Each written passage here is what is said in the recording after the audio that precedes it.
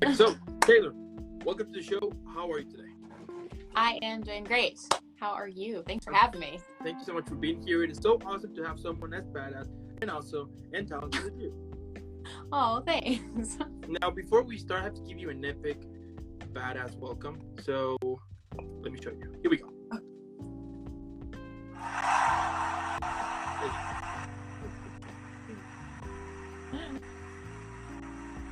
Well, hey, thank you.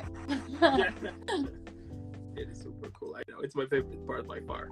So, but anyway, so starting right now with the whole interview, tell me how your acting career started. I guess technically when I was a kid, I grew up watching black and white television, and I just became really kind of obsessed with like Shirley Temple. And I wanted to like get in plays and stuff like that, but my parents were like, no, until I got a little bit older. But I guess it was school, starting in theater, and then people introduced me to people who had like agents and connections to get jobs and stuff, and then that's where the auditions and roles started happening. That's so cool. Wow. So then in 2011 you were in Christian Dating 101. So tell me, was that like your first film experience, and what are some of the things that you learned as well? Well, so a first handful of credits on my IMDb are actually student films, because when you're starting out like as an actor and you don't know where to go, you don't know anything about agents and stuff, the only thing you can do is look at local schools and see if they have like any auditions and things. So that, along with like the first handful of credits, they're all student film projects from a local college. And so that was like the third film experience, I guess. So they're all fun, but yeah, they're all shorts that I don't think you can find anywhere. Which I think that, no offense to them, they're all great now, but everybody was just starting out right in school. Yeah, I know what you mean. Experimental work. Yeah, I know what you mean. I mean, it happened a lot that whenever I will do like a research for an interview here and there, I will see some of those short films too, and some of them are hilarious. Some of them are really cool. But yeah, sometimes I will get to a point in which I'm like, what the hell am I watching? Exactly. Yeah. So I'm kind of like, I'm glad some of them aren't there. Yeah. Okay. Okay. But after that, you were in a lot more projects, such as Batman Fred, Bradbury, Breaking In, Where the Wind Blows, Blue Skies, Hunting, Legend Lies, and Lawfully Yours, Christmas Ranch, 3 Minutes. I mean, the list goes on and on. But tell me, like tell me some of your characters there, and what are some of the things that you enjoy the most about doing those projects? Well, again, that part of that list is in the student film department. So part of their classes was to put it on IMDb, which is like, cool, you got credits, but don't find it. But then in Lawfully Yours, that was my first, I guess, one of my first professional experiences. I got to work with Corbin Burnson. He was really cool. I don't know if you've seen Psych on what was that channel called? You can find it on Peacock streaming. It was helmed by NBC, but he was really cool to work with. He was very nice. And then right after that, it's on there, but it's not under like the actual video credits. But I got a job with Kevin Spacey. Now he's not a great person, obviously, but he was a very good teacher, and that was one of the most enlightening experiences working with him that I've ever had in my whole acting training. He walked us through some things and gave us tasks to do. It was a group of me and a couple of other actors that had gone through some training and whatnot, but he gave me a task to do, and I didn't commit to it. And then I felt like I was embarrassed, and I felt stupid, and then I realized from then on out, I really need to commit to whatever choice that I make as far when I'm acting and stuff like that. And sometimes in some of those later credits, the budget wasn't there, so you don't have as much time to film everything. So you're kind of cramming everything into 8 hours when it really should be a 3-day shoot, per film day that you have on some of the lower budget projects. So you don't have a lot of sleep, and sometimes your impulse, like you feel it, but it doesn't come across because your body's weak. So that's just one of those learning experiences, making sure I get enough sleep. If craft services isn't the bomb, then it's like I got to bring my own food to set to make sure that I'm feeling good and healthy and invigorated, so then I can give the best performance that I can, and making sure I can communicate with the other people on set. And Christmas Ranch was a big learning curve there too. That's where I learned I need more food. Yeah. Better food. Yeah. Yeah. Now, like, what are some of the techniques or things that you will usually do in order to prepare a character, either for a film, TV show? My most consistent thing is just spending as much time with the script as possible, because then you find all these different nuances in the character arcs and what they're saying and everything. I grew up doing Meisner, and I studied at the Chubbuck Studio in Los Angeles, so they're all varying different methods, but it's different methods for every project. Well, for me at least, I'm like a hodgepodge of everything. Depending, if I don't feel good, like if I'm not vibing the character, then I do what it's called outward inward acting, where I start doing going through the motions of everything, and then eventually you start feeling good, like right before you go on, like being in the moment. And then I guess that's more traditional. I studied over in the UK, and that was very similar to what my teacher or my coaches were saying over there, that you don't have to be so in your head about everything. You need to know your lines, why you're saying it, and do that. So it varies. Sometimes it is very emotional, very Chubbuck and Stanislavski style, using substitution and past trauma. That helps. It's just whatever is, I guess you feel is the most effective for whatever project you're working on. So. How cool is that? How cool is that? Now, what would you say it's an important aspect for storytelling? Work ethic. Regardless of budget or your skill set, if you're passionate about it and you do your best not to cut corners, you're going to have a good project. There you go. Yes. There you go. That's cool. That's cool. Now, from all of your characters that you have played so far, like, what are some of your favorite ones, and which ones could describe parts of yourself? Ooh. I think my most interesting one that I guess would be Hope from Alien Alone. It was a short. It was like it was a very fast filming process, but it was so much fun. And it was just like a character. It was just like it only had one drive, you know, and very lack of emotion. So that was something that I thought was very interesting. And then when I was working my first job, somebody came in and they how I responded to them, they were like, "Oh, you're like a robot," and I was like, "Oh," I was like, "Oh, okay," because I was just reciting what my boss had told me to say. So I was like, "Oh, that's really weird," but I guess that meant I was appropriate casting. There you go. Yeah, exactly. Yeah. That's awesome. That's awesome. And tell me, like, what is like is there like a go-to song before you go shoot a project, or like a go-to meal, like?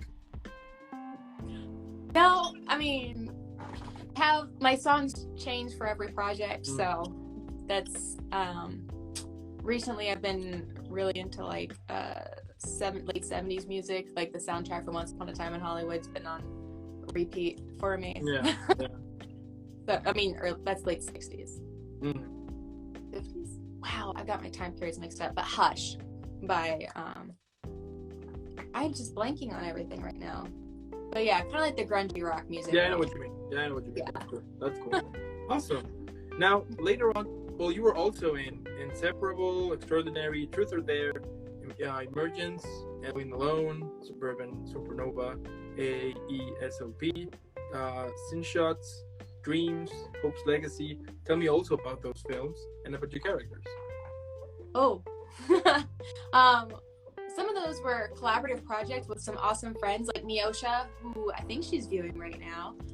Dreams, that was part of her horror anthology series that she has going on. She's still doing it, and she's actually been really successful with that. It won some sort of award, which is cool, as did Inseparable and Emergence. Those are all kind of collaborative artistic shorts, that did film festival circuits and got some cool accolades. And then ASOP, also AESOP, that got some awards too. That was fun. That was a time period thing for me, going through that's kind of a spoiler, but I was in different time periods, which was a lot of fun. That's my favorite. I love doing time periods. Yeah, absolutely.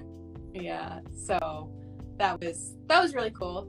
All those projects were loads of fun. And Hope's Legacy, I got to do some real horseback riding training. So going to an equestrian school, like the teacher, like she trains with Olympians, and I was like, oh my gosh, I'm getting a crash course in Olympic horseback riding. I don't jump, but I can do the posting in like English style.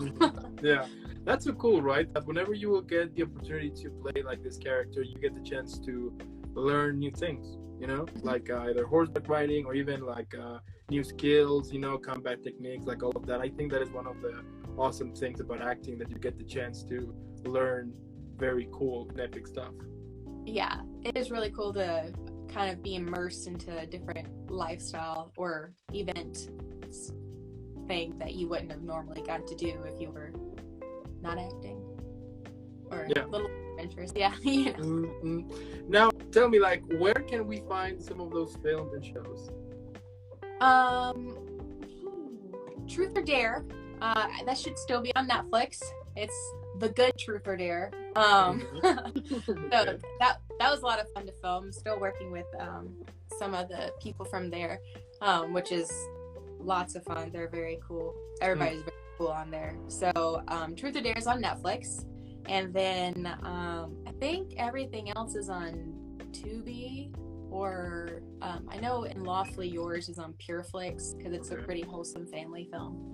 And I think that's all right. Oh, you can watch Alien Alone on IGN.com, or if you Google Alien Alone on or YouTube Alien Alone, I think it's there too. Okay. Since everything's been released. And you can also watch the rest of the shorts that were for the Alien 40th anniversary. If you're a fan of the Alien series, they all did a really good job. Yeah. So that was really cool. It was super honoring. I was very honored to be a part of that whole experience. Yeah, of course. How bad is that? How cool. Now, from all of your different performances, which one has been the deepest learning curve? I mean, like the performance that you learned the most lessons from? I can't talk about it. I just wrapped a project that it's exactly what you're describing, but I can't talk about it yet. Don't talk about it. It's fine. Yeah. Okay, I can't wait for that. That sounds epic, though. Cool. Yeah. I mean, I did this past year, I had my first experience producing, being an actor and producing, which was kind of on accident, because I really, like I said, I really enjoyed time period dramas. So I grew up watching like black and white movies. So I like to think that I have a general idea of things that are historically accurate for like this past, like the 80s and 60s and whatever, like that, as far as clothing styles go. So I was getting involved in a project in Cooper. If you go to coopermovie.com, you can learn all about it. But my involvement there was I was asked to be an actor in the project. You know, it was still quarantine, so we're all like, yeah, all of us that are good to go and are ready to do something now, let's just do it. So we're like, okay, awesome. And then I was looking at the costume and all the props and stuff, and I was like, this is a very specific time period. It's like they had very specific styling. It's like the logo for this company that we're portraying changed halfway through the 80s. We can't say we're in 1981 and use the logo from 1987. So I brought that up to the creator, and he's like, you want to just be a producer on it? And I was like, sure, that's what this is, fact checking, that's great. And then it's a lot more than just fact checking. So that I think that was the most difficult like stretching thing I've ever done in my life. So yeah, but it was a lot of fun. I'm so really cool. excited we're in post-production now, so. That's so cool. Wow. Wow. Now I wonder, like, if you could go back in time into any specific time period, which one you would choose? Ooh.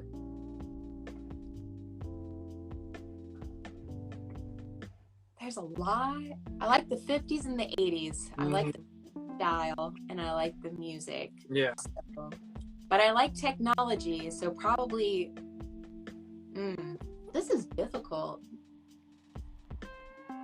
Okay, I guess the 50s, but they're kind of the same. Like 80s kept doing flashbacks to the 50s, like in Back to the Future. So, I guess the 50s.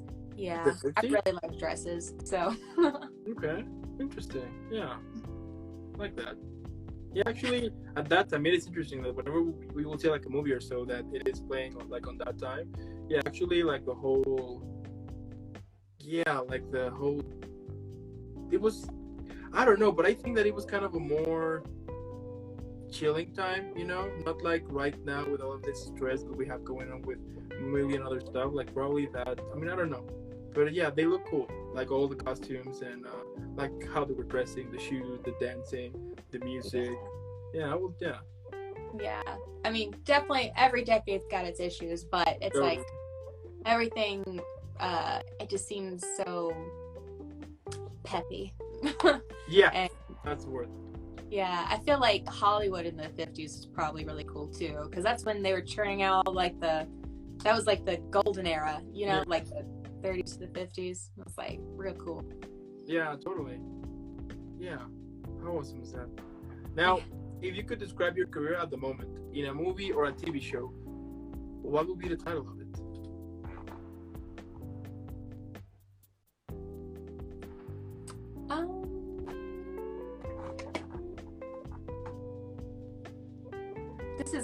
That's difficult. That is a difficult question.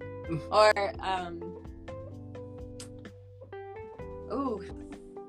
we'll come back to that question. Okay. I gotta think about it more. Sounds like okay. Now, at the moment, what has been some of the highlight moments in your career so far? Oh, definitely the Alien project.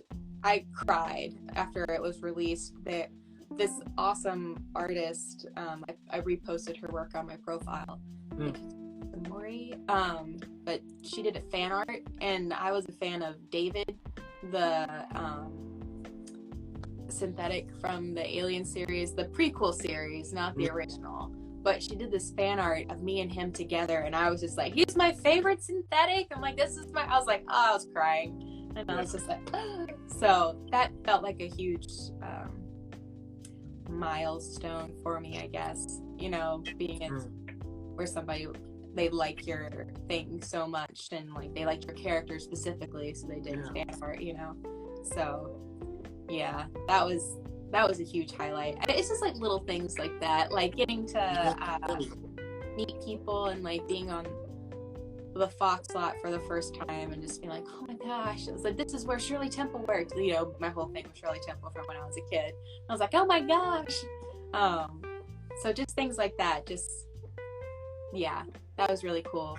And then getting work with Diane Cannon, like that's her ex-husband was Cary Grant. It's like, whoa, that's like the closest to the golden era of Hollywood I have ever been, you know. So yeah, just things like that, like all little instances, and like some things that mean a lot to me, but it's like they wouldn't necessarily be a milestone that some other actor would list, you know. Yeah, totally. I think that is kind of the awesome things here, that whenever you will get like those little moments, you feel amazing, but also it feels like you are on the right path, you know, like it feels comfortable, like, okay, I'm actually doing exactly the thing that I'm supposed to do, you know. Yeah, exactly. It's just like really, it's affirming, and it's all of a sudden you feel super appreciative and grateful and thankful for all the people that like ushered you on. And like, even I was talking about this the other day with another actor friend, talking about auditions and stuff, like even the roles you don't book, because there's so many projects and things. I was like, why didn't I get that? I felt so good about it. I got good feedback from it. I made it to like third callbacks, you know. And it's like, why? And then you look back later after you book something else, or you meet somebody that ends up leading you to something even better than what you were doing. You know, it's like everything happens for a reason. Okay, that's it. My mini series is Everything Happens for a Reason. That'll be my title. Love it. Yeah. Yeah, So okay. yeah, because it's just like you just gotta have faith and trust in everything. You can only be the best you can be in your current circumstance. Just be nice to as many people as possible. You know, because you never know who that person knows. And it's like, if you do good to somebody and they slap you in the face, somebody else is going to be like, I'm going to be good to you. It's because they weren't. You know what I mean? Something like that. It's always just trying to be as giving as possible. So, yeah. Yeah, I think you have also like a sequel. So the first one is Everything Happened for a Reason, and the sequel is You Never Know. Yes. I like that. There you go. The series. Yeah. So if at some point you are creating like your own series, you can go back here and be like, oh yeah, the title, here it is. It's like an investment for the future, you know. Yeah, exactly. How cool is that? How cool is that? Now, tell me, like, what motivates you or gets you back up to continue pursuing your career whenever you're having a bad day? Because I think that most of people, whenever they're following, you know, like their dreams or passion or stuff like that, it's obvious that you will have like one of those days in which you are questioning yourself a lot, and you let like those minions in your head telling you like, oh, should I stop? Like, am I really worth it? You know, like stuff like that. Tell me, like, how you managed to be like, screw it, I'm gonna keep up going. Like, I guess looking at how far things have come and looking at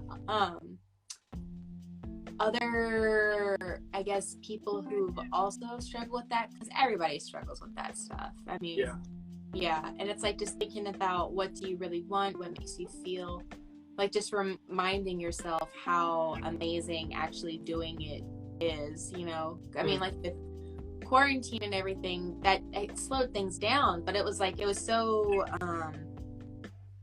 it was pretty eye-opening, being like, this is like, I want to be a part of this, like in any aspect that I can. So like I said, I started dabbling in some behind the scenes work, and that just really was like, wow, you know, like I just love all the aspects of this, and I love creating, and my favorite way of like creating that stuff is to be an actor, you know, and like share those stories and be those things. So I guess it's like just thinking about why did I even start, and thinking about like the progress that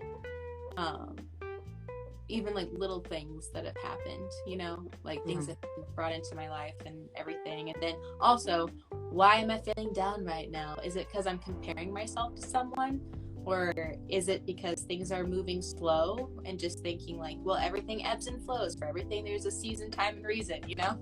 So just reminding myself that it's like, because those moments they happen, but it's like they're usually really quick, you know? It's like, if you're feeling that way for a really long time, then it's like, maybe you are in the wrong field, I feel like. If it's just a day or an afternoon and you're like, why am I even doing this, you know, then it's like, you're just being moody. So just pulling myself out of that and being like, am I being emotional about something because something else happened, or am I being logical? I've tried not to act on emotion as much as possible, because that's like, I believe like you feel emotional about some things that you should do, but I think I mean, emotions change like real quick, you know. So trying to look at things outside of the emotional bubble and logically think like, no, this happened, so that's good. It's okay for it to be right here, right now, instead of go. So yeah, it is true. I think that whenever you're starting to compare yourself, it's just gonna end bad, you know. Like it's obvious that of course that you will sometimes see someone else that is doing what you do, and you see them like in a better position, let's say, and then you're like, why is this happening to me? I mean, I'm killing it better than it. But like one of the things that I decided to do like recently, like a couple of months ago, it was just to be like, I'm gonna stop comparing to myself and just gonna do my own thing, and that's it. If someone tells me like, you should check this one out, I'll do it later, you know, because if I do it immediately.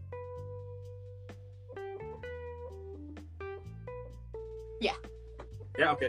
Yeah, you will start to compare yourself and to, yeah, it's just bad. Yeah, I think the whole key is just to focus on you and just get on with it, you know? Yeah, absolutely. I mean, comparison is the thief of all joy. Whether you're comparing yourself to build yourself up or to just see like, you know, like what are they doing versus me? It's like, it's all not good for you. Yeah, totally. It's awful. Yeah. Now, do you have like whenever you get like those moments, do you have like a go-to movie to cheer you up, or a go-to meal, or a go-to song, or you go walking, or? I love sushi, and I go for walks, lots of walks. Yeah, when I get really stressed out. Running, actually, that's helped a lot. I started running over quarantine because all the gyms were closed, and wow, I'd have like a stressful like thing going on, and I'd go for a run, and I feel like I can handle it, you know? I was like, wow. It's like clearing the mind, all the endorphins going through your head and your body. It's just exercise helps a lot for me. And then yeah, sushi, Chinese food, Japanese food. I love Asian food, like there you go. Chinese, Japanese, Vietnamese, Korean. It always makes me feel good. That's cool. You know, it is interesting because I've heard like a lot of times that like for some actors, before they go on stage or before they go on scene, they will run a mile. Ooh, I have not. They will run a mile. So then, well, the reason why they told me is that so that when they get back, they have like all the blood, you know, they have like all the energy, like, okay, let's do this, you know, they feel like super like pumped up to be like, yeah, let's rock, you know? Yeah, no, that makes sense. Maybe I should start doing that.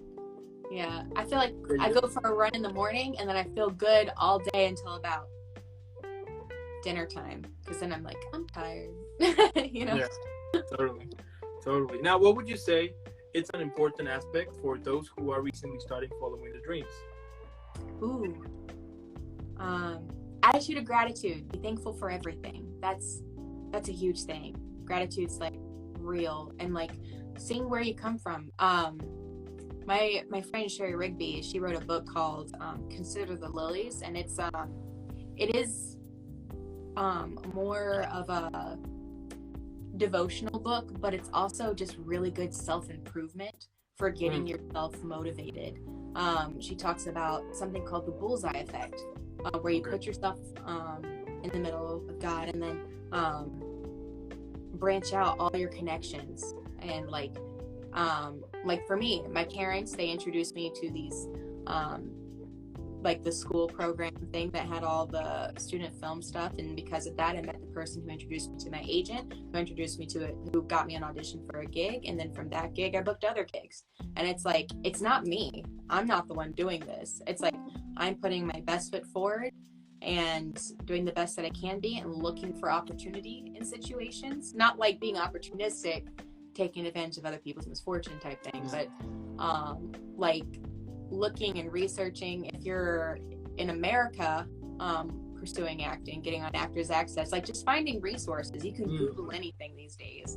But yeah, I mean, just being grateful and realizing the connections that you made. Like, you can say, I did that, and it's like, no, you didn't. Like, when you make it all about you and like being like, I did this on my own, then all of a sudden, like every time I've seen somebody do that, all their success and stuff starts like going away, you know, because they're all about me, and it's like,